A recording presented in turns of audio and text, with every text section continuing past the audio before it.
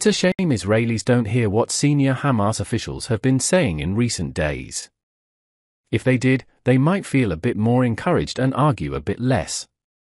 The organization is in complete hysteria over Israel's threats to enter Gaza City. The euphoria following the Al-Aqsa flood has evaporated, and the effectiveness of the starvation campaign has ended. In fact, they no longer even speak of October 7th as a victory that brought huge achievements and returned the Palestinian issue to the center of global attention. This week, Belgium distanced itself from Palestinian recognition, while the United States once again made clear, through Steve Witkoff, that Hamas must leave Gaza quickly. Within Hamas, the entry into Gaza City is being called the final battle.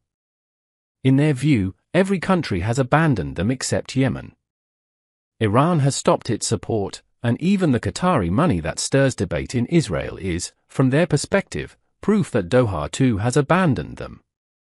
That is the reason for Hamas' lower demands, for their support of a partial deal.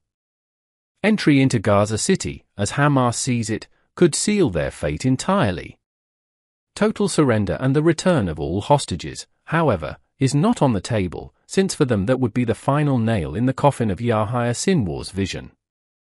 After all, he ordered the October 7th massacre in an attempt to prevent Israeli normalization with Saudi Arabia. An Israeli victory in Gaza, however, would also bring along Syria, Lebanon, and other states. But Benjamin Netanyahu is unwilling to accept a partial deal.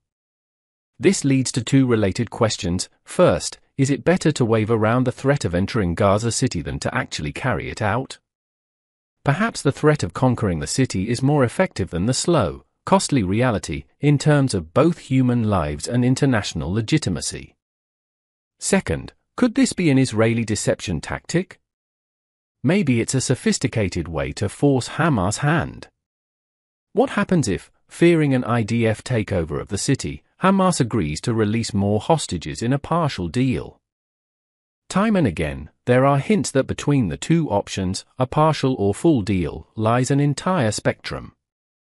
What did Donald Trump mean when he predicted the war would end within the next 2 to 3 weeks?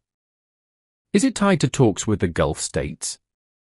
What is Netanyahu confidant Ron Dermer doing on the Jerusalem-Abu Dhabi trail, and is it connected to the mysterious reports of optimism about the war's imminent end and an out-of-the-box solution?